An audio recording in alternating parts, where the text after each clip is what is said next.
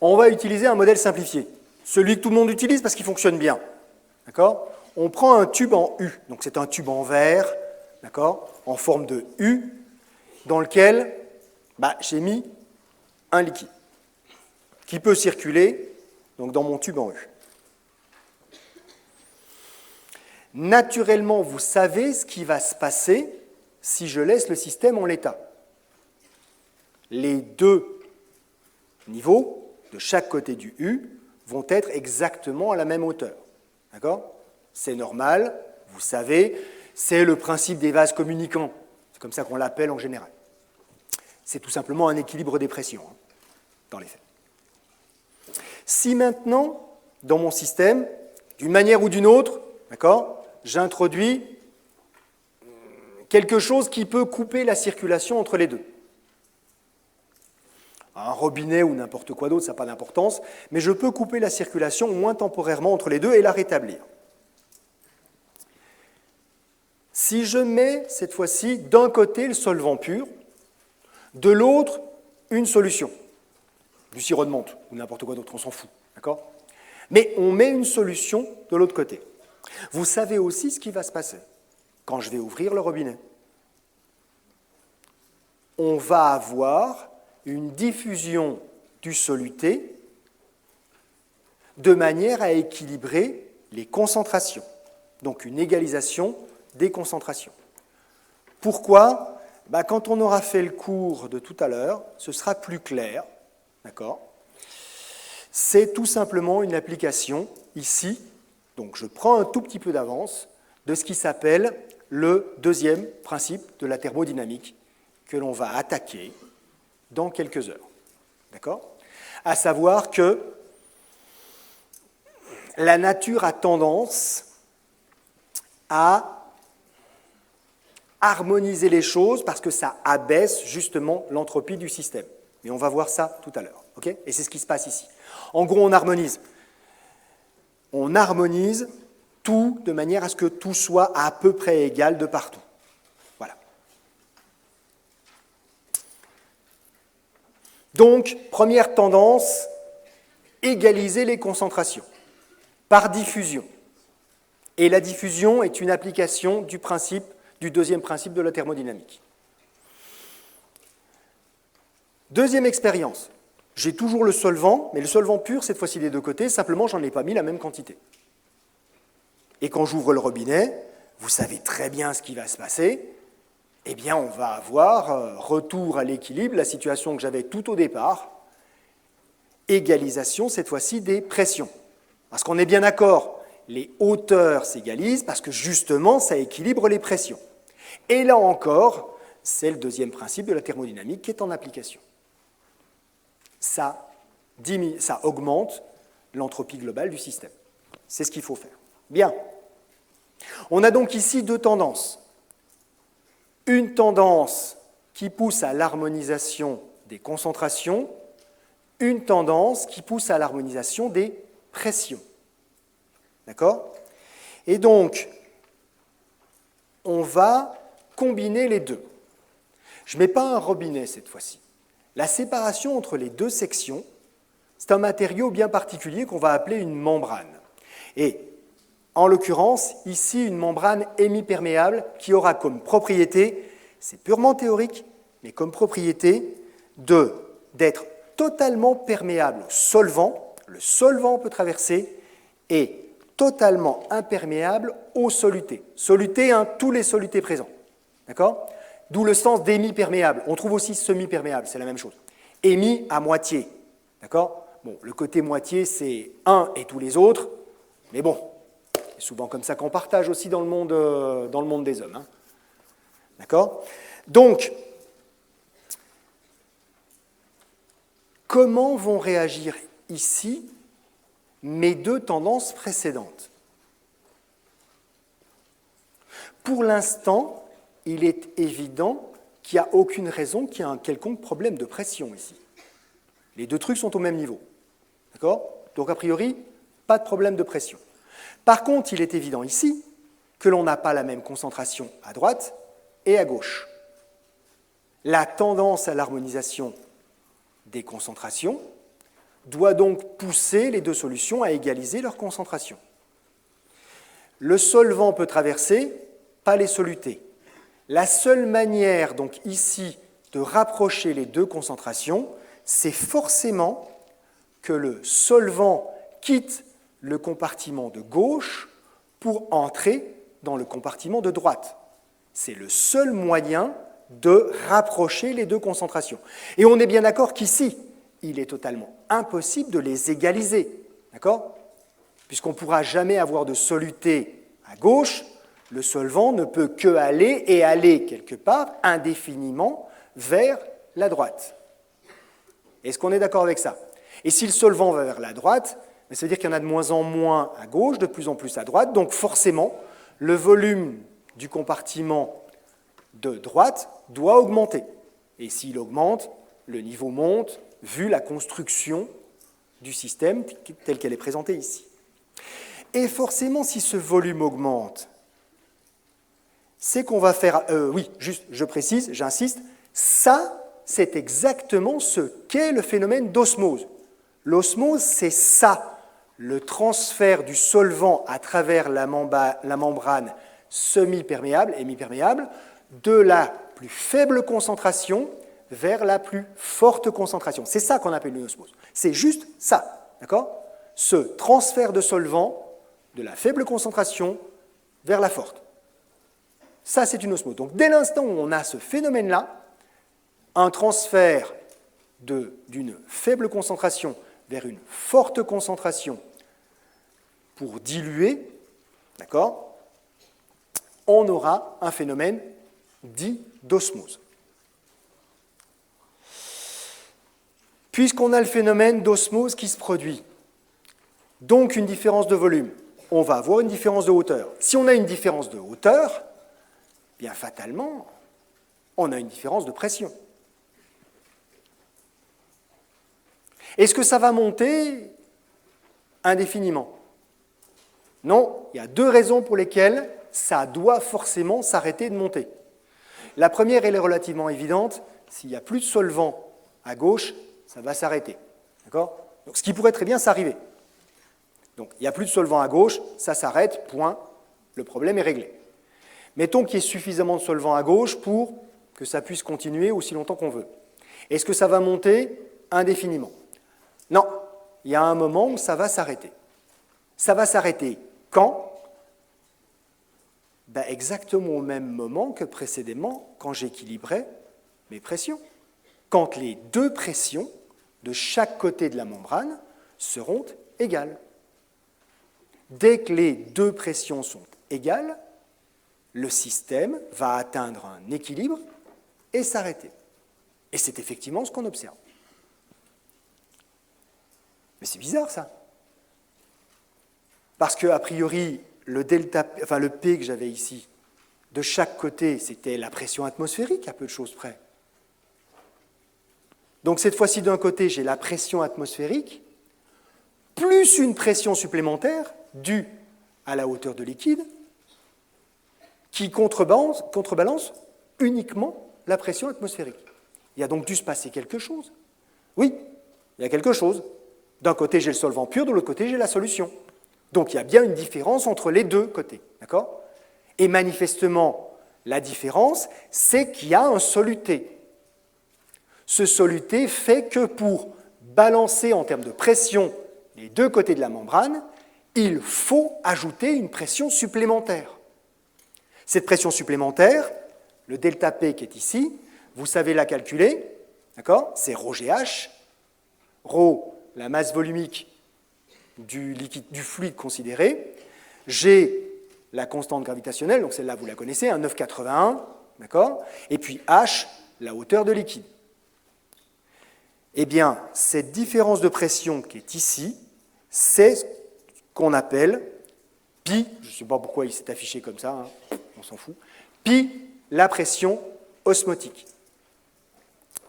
Donc la pression osmotique, c'est la pression que l'on doit exercer dans le compartiment du soluté pour contrebalancer, d'accord, la pression qui s'exerce de l'autre côté. C'est ce qu'on doit rajouter. Alors, il y a juste un défaut dans ce modèle-là. Peut-être que vous l'avez déjà noté. Le défaut, c'est que j'ai laissé rentrer le solvant de l'autre côté. Si je laisse rentrer le solvant de l'autre côté, je suis en train de diluer la solution. Donc la pression osmotique que je suis en train de mesurer là, en ayant laissé monter le liquide, ce n'est pas la pression osmotique de la solution de départ.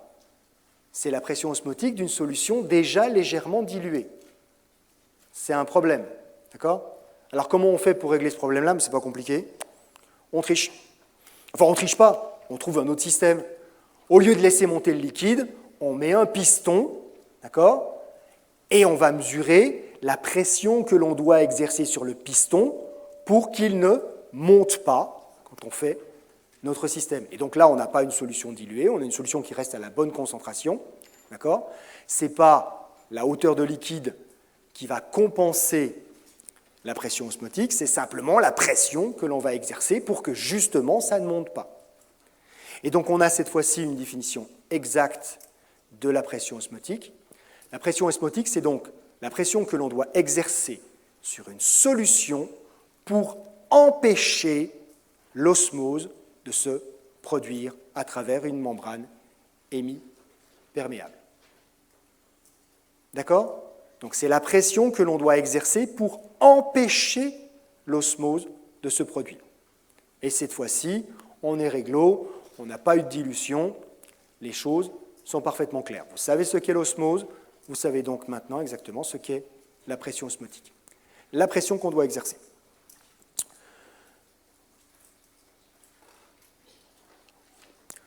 Pour ceux qui veulent aller un cran plus loin, et uniquement pour eux, et qui souhaiteraient comprendre pourquoi on a besoin de rajouter de l'énergie en plus d'un côté. Et ça fera lien avec ce que je vais dire dans l'UE1. Il se trouve simplement que l'UE1, elle n'a pas encore commencé. D'accord ? Elle commence dans 30 minutes. Mais je vais en parler tout à l'heure. Et ça fera le lien, ça vous permettra de mieux comprendre. Ce qui est important ici, et ce qui est en jeu, c'est de l'entropie. D'accord ? C'est de l'entropie. Une manière d'exprimer l'entropie, c'est l'énergie libre. Une manière d'exprimer l'énergie libre pour un composé en particulier, c'est ce qu'on appelle son potentiel chimique, qui est noté mu ici. Et on en reparlera donc dans le cours suivant. Eh bien, ce potentiel chimique, il dépend de la fraction molaire du composé. C'est le log de X que vous avez ici. D'accord ? Il dépend de la fraction molaire. Ça veut donc dire que du côté du solvant pur, le potentiel chimique du solvant de ce côté-là, c'est son potentiel chimique de référence. Sa valeur, justement, quand il est pur, non altéré. Mais du côté de la solution, on va avoir une valeur de potentiel chimique qui va être plus petite. Pourquoi ? Parce que X, la fraction molaire, c'est un chiffre inférieur à 1. Et le log d'un chiffre inférieur à 1, c'est négatif. Ce qui veut donc dire que dans la formule que j'ai là-haut, le terme en RT log de X, c'est un chiffre négatif, qui va donc faire que le potentiel chimique de mon solvant ou de mes solutés dans la solution va être plus petit que dans le solvant pur. Et pour compenser cette baisse du potentiel chimique par dilution, la seule solution dont dispose notre système, c'est d'augmenter la pression. Si j'augmente la pression, j'augmente le potentiel chimique de référence, donc le potentiel chimique de mon composé dans la solution. Et là, je pourrais avoir un équilibre entre les deux. Oui, c'est un peu compliqué, mais je vous ai dit que ça, c'était pour ceux qui souhaitaient comprendre comment ça fonctionne et qui feront lien avec le reste du cours. Et toutes les autres explications farfelues que vous allez trouver dans les bouquins et sur Internet sont farfelues. Voilà, tout simplement. D'accord ? On ne peut expliquer l'osmose et la pression osmotique correctement que de cette manière-là. C'est une application directe du deuxième principe de la thermodynamique.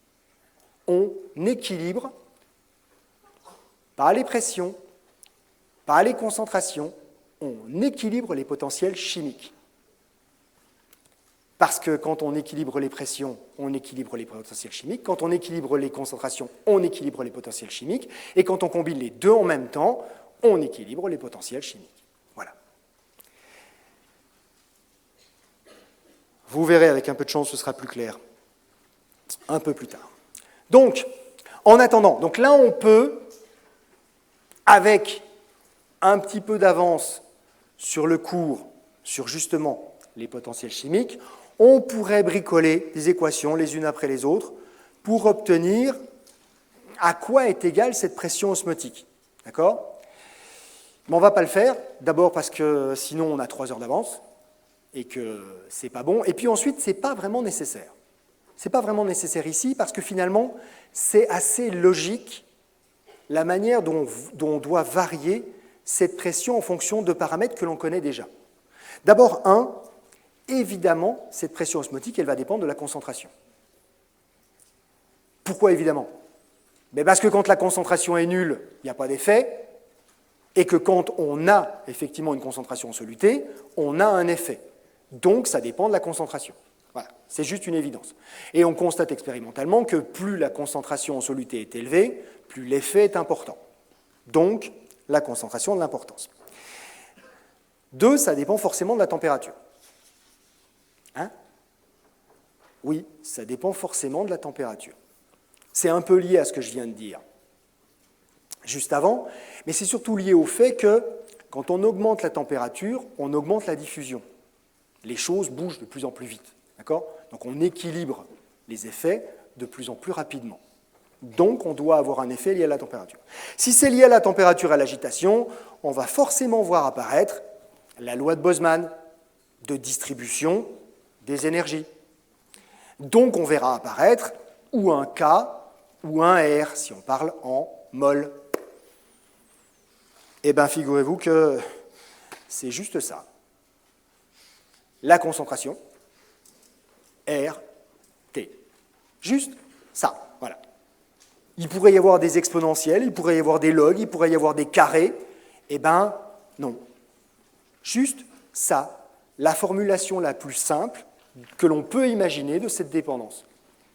Alors, vous aurez remarqué qu'ici, le oméga, d'accord, c'est donc la concentration totale en soluté, l'osmolarité. Osmolarité, pas osmolalité. Le R, c'est la constante des gaz parfaits, même si on n'a pas affaire à des gaz, donc c'est juste la loi de Boltzmann. Et puis le T, la température, on est bien d'accord, en Kelvin, pas en degrés Celsius. D'accord ? On n'utilise que des unités du système international.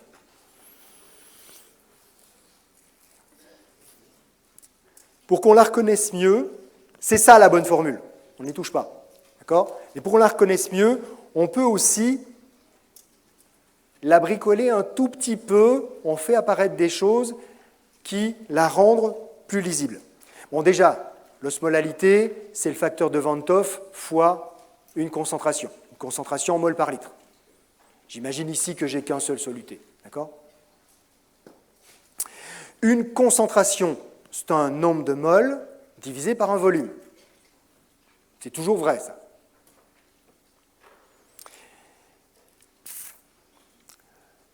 Le facteur de Van 't Hoff multiplié par le nombre de moles de soluté, c'est le nombre de moles total, d'accord, des différentes particules qui sont présentes. J'ai donc le droit d'écrire que c'est NT sur V. Et maintenant, si le V, je le mets de l'autre côté, j'ai pi V égale nRT. Ouais, la même formule que la loi des gaz parfaits. Parce que dans les faits, les forces à l'œuvre dans la loi des gaz parfaits, ce sont exactement les mêmes que celles qui sont à l'œuvre ici. Une harmonisation des potentiels chimiques. Donc on obtient la même formule. D'accord? Avec des déplacements qui sont sensiblement les mêmes.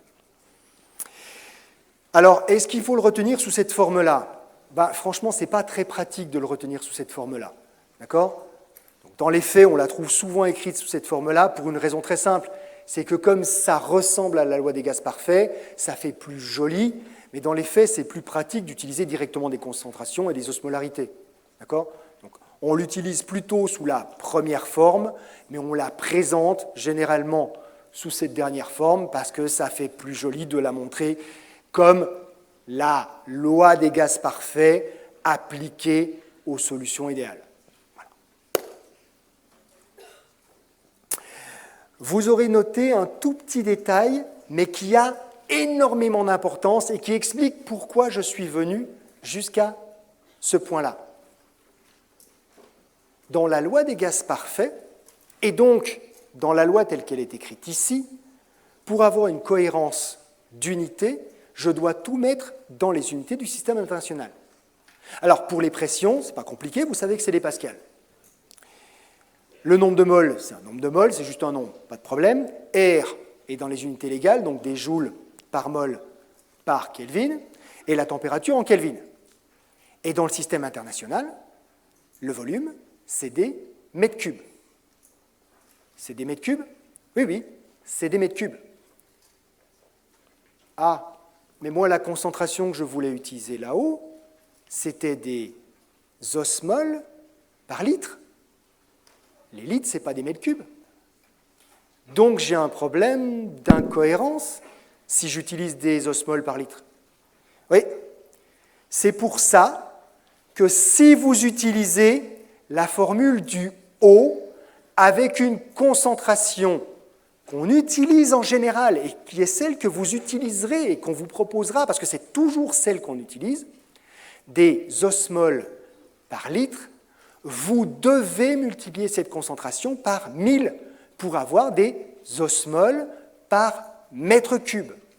D'accord? Sinon, vous avez un coef 1000 en défaut dans votre calcul. Donc faites-y attention. D'accord?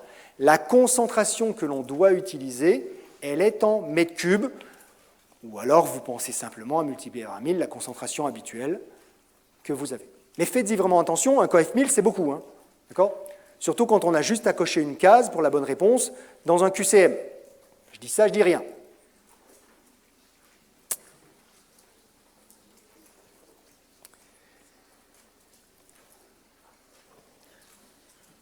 Et qu'est-ce qui se passe? Donc ça, c'est la formule 1. Voilà. C'est la formule telle qu'elle est, c'est celle qu'on doit utiliser, c'est comme ça qu'on calcule une pression osmotique. Voilà, point. Et cette pression, c'est la pression qui va permettre de résister au phénomène d'osmose. Sachant que le phénomène d'osmose, c'est toujours le transfert du solvant vers la solution concentrée, pour la diluer. Mais qu'est-ce qui se passe si on a deux solutions? Parce que quand j'avais la solution et le solvant, c'est clair, c'est le solvant qui passe, voilà, point. Mais si j'ai deux solutions qui contiennent toutes les deux le soluté, mais pas à la même concentration. Si c'est à la même concentration, vous imaginez bien qu'il ne va rien se passer. D'accord? Il n'y a pas de raison qu'il se passe quoi que ce soit. Encore que, on peut toujours se poser la question. Eh bien, c'est le même moteur qui va être à l'œuvre.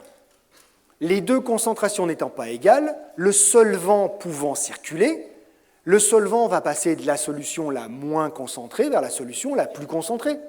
C'est logique, je veux dire, ce raisonnement-là, il n'a pas raison d'avoir changé. Donc on va à nouveau avoir un transfert du solvant, donc un phénomène d'osmose de la solution la moins concentrée vers la solution la plus concentrée. Avec aussi une différence de pression? Oui.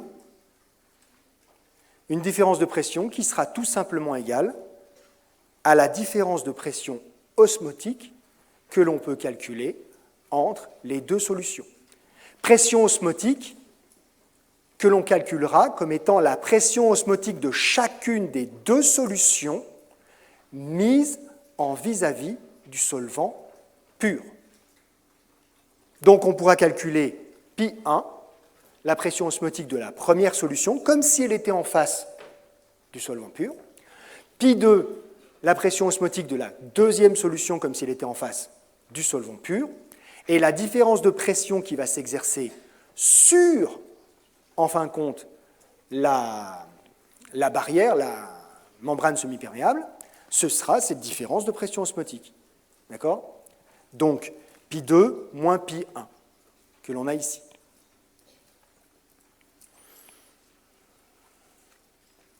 Si cette différence est nulle, elle n'est pas nulle, monsieur, là, on voit bien. Non, non, non, dans l'absolu, d'accord? Je vous ai montré un exemple, maintenant on raisonne dans l'absolu, d'accord? Dans l'absolu, j'ai un premier compartiment, un deuxième, des différences de concentration, et, vu ce que j'ai écrit, le delta pi que j'ai ici, c'est le deuxième compartiment moins le premier. Pas de différence de pression, pas d'osmose, il ne se passe rien, d'accord? Il n'y a aucune raison qu'on ait un transfert. Les solutions vont être dites isotoniques. C'est une expression qui vient de la biologie, d'accord? Et qui veut simplement dire à la même pression osmotique. Donc, vu le mode de calcul, à la même osmolarité. Deux solutions isotoniques produisent la même pression osmotique, donc, vu la manière dont on calcule la pression osmotique, sont à la même osmolarité. Ou osmolalité, puisque ça reviendra au même ici.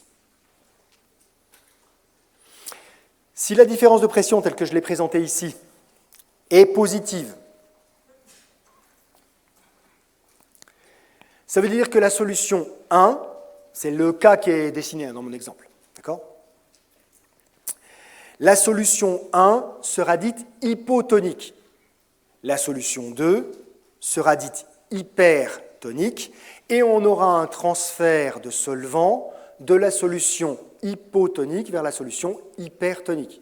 De la moins concentrée vers la plus concentrée, de toute façon c'est toujours ça, de la moins concentrée vers la plus concentrée. D'accord?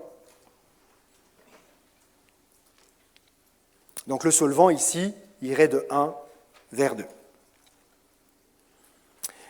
Si, dans mon calcul, j'avais cette fois-ci une différence de pression osmotique négative, c'est la solution 1 qui est hypertonique, c'est la solution 2 qui est hypotonique, et donc un transfert du solvant de la 2 vers la 1. D'accord? Et si vous avez donc compris, c'est toujours le solvant, d'abord, qui se déplace, et il se déplacera toujours pour aller diluer la solution la plus concentrée. Les termes isotonique, hypotonique, hypertonique, vous les avez probablement déjà vus ou entendus, d'accord? Vous avez peut-être vu ça dans les magasins de sport, où ils vendent des solutions isotoniques, des boissons isotoniques, d'accord? Eh bien, c'est des boissons qui ont la même tonicité que quoi? Ben oui, si elles sont isotoniques, c'est qu'elles ont la même tonicité, la même pression osmotique qu'une autre solution. On ne peut pas être isotonique tout seul, ça n'a pas de sens. D'accord? Hein? C'est comme si je dis que je suis égal. Ouais, je suis égal. Plus que vous, ça c'est sûr, mais on est d'accord que ça ne veut rien dire. Donc isotonique tout court, il manque un bout de phrase. Isotonique du plasma sanguin, tout simplement. Voilà. Donc la même tonicité, la même pression osmotique que le plasma sanguin, et enfin plus ou moins tous les solvants qui se trouvent dans le corps. À peu de choses près. Et justement, puisque j'aborde cette notion de corps, il y a une notion que vous allez voir apparaître qui est la notion de pression osmotique efficace. J'ai rien changé, c'est exactement les mêmes équations précédemment, hein, d'accord? Donc simplement, j'ai enlevé le tube parce qu'on n'en a plus besoin, mais j'ai toujours ma membrane hémiperméable, le transfert du solvant qui peut se faire dans les deux sens et qui va simplement, en termes de sens, dépendre de la différence de concentration des deux solutions. Donc, un delta P, une différence de pression qui ne dépend, dans les faits, que de cette différence d'osmolarité des deux solutions. Sauf qu'il y a un petit point dur dans ce raisonnement. La membrane ici, elle est parfaite. Elle ne laisse passer que le solvant et aucun des solutés. Et vous avez bien compris que le problème dans ce que je viens de dire, c'est le mot parfait. La perfection n'est pas de ce monde. C'est donc un modèle purement et uniquement théorique. Des membranes de ce type-là, il n'en existe pas. Des membranes qui s'en rapprochent, on en a, mais qui s'en rapprochent. Dans les faits, on aura toujours plutôt des membranes un peu à trous, qui laissent quand même passer, alors peut-être pas tous les solutés, mais certains solutés. En particulier, on a beaucoup de mal à fabriquer des membranes qui ne laissent pas passer les tout petits ions, d'accord ? Ou les petites molécules. Les ions, à la limite, quelquefois, on peut régler le problème parce qu'il suffit que la membrane soit légèrement positive ou légèrement négative et elle va bloquer les ions qui sont du même signe. D'accord ? Donc, les ions, des fois, on y arrive. Mais alors, les petites molécules, si elles sont suffisamment petites, puisque le solvant réussit à passer, il y a bien un passage. Et si elles sont assez petites, il y a toutes les chances qu'elles réussissent à passer, elles aussi. D'accord ?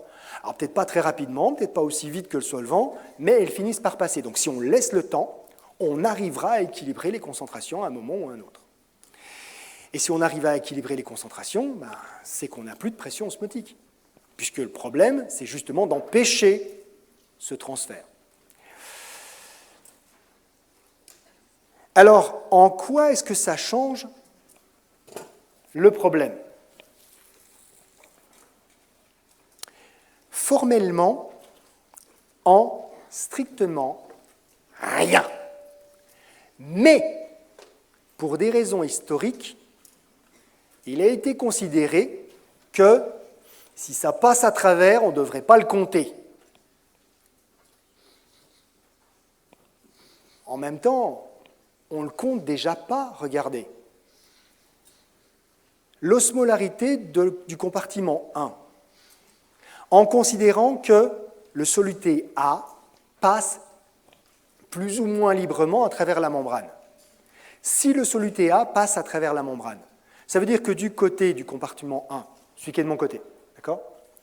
J'aurai en osmolarité totale l'osmolarité de A plus l'osmolarité de toutes les autres molécules. A bar, d'accord ? Les autres, non A. Donc, l'osmolarité de A et l'osmolarité de toutes les autres molécules. Et puisque A peut traverser la barrière, de l'autre côté, l'osmolarité totale, ce sera l'osmolarité de A, la même, puisqu'on aura forcément un équilibre au bout d'un moment entre les deux, plus l'osmolarité de tous les autres solutés qui, eux, ne peuvent pas traverser la barrière. Si ces deux osmolarités-là sont égales, elles vont effectivement s'annuler quand je vais calculer la différence de pression osmotique. Ça se voit, regardez. L'osmolarité, si je la décompose de chaque côté, je fais apparaître l'osmolarité de A et des autres. Et puis quand je fais la différence, évidemment, les termes en osmolarité de A s'éliminent. Donc, si ma membrane est perméable à un soluté, dans les faits, oui, ça se voit. On n'a pas besoin de tenir compte de la concentration en A. Mais elle va s'éliminer toute seule, d'accord ? Mais simplement, historiquement, on a décidé qu'on allait aussi pouvoir calculer ce que l'on appelle des pressions osmotiques efficaces. Une pression osmotique efficace, c'est une pression osmotique où on ne tient pas compte de l'osmolarité des composés qui peuvent traverser la membrane réelle. Est-ce que ça change quelque chose au niveau du calcul de delta pi ? Non, vous voyez, c'est exactement la même chose. Mais vous allez trouver dans les bouquins, vous allez trouver dans les cours des années à venir, cette notion d'osmolarité efficace qui ne sert en fait qu'à éviter un tout petit bout de calcul. Quand on calcule l'osmolarité globale de la solution, on évitera de rajouter sur la calculatrice les composés qui peuvent traverser.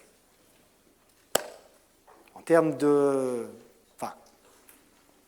d'utilité, je trouve, moi, que ça complique le cours, ça complique la compréhension, parce que ça rajoute une notion supplémentaire pour un effet mathématique qui n'existe pas, puisqu'on va trouver exactement la même valeur de différence de pression osmotique, que l'on tienne compte de l'osmolarité normale ou de l'osmolarité efficace. On trouve le même résultat. Mais vous allez trouver cette notion, je dois donc vous la présenter. Et plus spécifiquement, dans le cadre des systèmes biologiques, on définit même plus précisément par rapport à une membrane bien particulière ce que veut dire osmolarité efficace, donc pression osmotique efficace. On dit l'osmolarité efficace, c'est l'osmolarité totale quand on ne tient pas compte de l'urée et du glucose. En gros, ce qui doit rentrer dans la cellule, parce que sinon la cellule elle meurt de faim, et ce qui doit impérativement en ressortir, parce que sinon la cellule elle meurt dans ses déchets. C'est à peu près ça, d'accord ? Et dans les faits, effectivement, les membranes cellulaires sont très perméables à ces deux choses-là, parce qu'il faut que ça rentre et que ça sorte le plus vite possible. Il y a des tas d'autres composés qui rentrent et qui sortent. Dire une membrane, dans le genre non idéal, non parfait, on peut guère faire mieux qu'une membrane cellulaire, parce qu'elles sont faites pour laisser passer et laisser sortir sous contrôle les nutriments, les gaz, etc., etc. Donc oui, elles sont tout sauf parfaites. Elles laissent passer énormément de solutés. Et elles sont faites pour. Ces deux-là passant quasiment librement et sans effort, sans aide, on a décidé de les sortir. Mais il y en a plein d'autres qui font plus ou moins la même chose. Donc vous savez maintenant que dans le cadre des études de santé, biologie en général, on définit un type de pression osmotique particulière, la pression osmotique efficace, qui est simplement la pression osmotique normale quand on ne tient pas compte de ces deux composés-là. Voilà. C'est comme ça. Voilà.